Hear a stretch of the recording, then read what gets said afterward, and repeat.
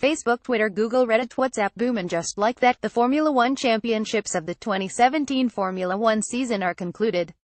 While I expected the Constructors' Championship to be concluded earlier in the season, and it did, I was really hoping that the Drivers' Championship goes down to the wire in Abu Dhabi. However, now that we know that they aren't, can we have Lewis Hamilton and Sebastian Vettel start at the back of the grid in Brazil and Abu Dhabi? It was fun to see the two quadruple world champions battle with the midfield drivers and try fight their way back to the podium.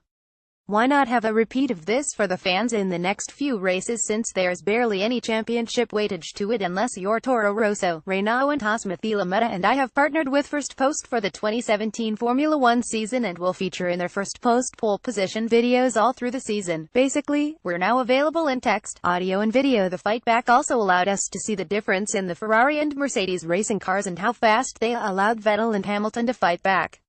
While the Ferrari was able to climb up through the midfield far easily, the Mercedes struggled in the dirty air each time it came close to overtaking a car. Eventually, Vettel ended up fourth after a few interesting scraps, notably with Felipe Massa, while Hamilton finished ninth after a much-cheered scrap with Fernando Alonso. Will Mercedes be fixing this issue with their car for the 2018 Formula One season? Hamilton's win a karmic payback. Lewis Hamilton did the unthinkable in the 2017 Hungarian Grand Prix when he returned third place to teammate Valtteri Bottas.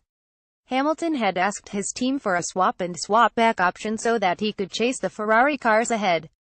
However, when he couldn't chase the Ferraris, everyone expected Hamilton to keep the third place and the 3 extra points that come along with it, because that's what ruthless multiple championship-winning racers do. Let's remember, Hamilton was trailing Vettel before Hungary, and scoring 3 extra points would aid his championship challenge. However, Hamilton did the unthinkable. He let Bottas through at the last corner to settle for fourth.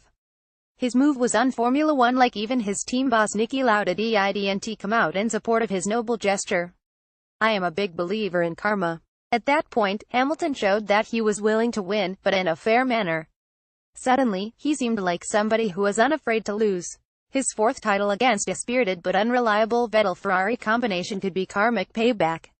Subscribe iTunes Audio Boom. Toro Rosso, Renault and Haas are separated by 6 points in the Constructors' Championship and will fight tooth and nail in the next 2 rounds to clinch 6th place and earn the extra millions that come along with it. Renault's pair of Hülkenberg and Sainz seems more formidable, and I would expect them to come out on top, barring unreliability that cost them a good result in Mexico. Toro Rosso's fresh pairing of Hartley-Gasly might find it tougher to help their team retain 6th place, but if they manage to do so, their 2018 contracts would be a certainty. Maybe they anyway are. Finally, if Haas manage to jump the 2 teams, Grosjean Magnussen will earn some credibility in the paddock. Battle for 7th now that Force India have sealed 4th place, also the best of the rest in the Constructors' Championship. Their drivers would be free to race in the last 2 rounds of the season, an exciting prospect by all means. In the second half of the season, Sergio Perez has been shadowed by Esteban Ocon's consistency, speed and string of good results. Could Perez, best of the rest, position 7th in the Drivers' Championship, be under threat from Ocon? The Force India drivers have already entertained us at various races this season, and I don't think this story has concluded just yet.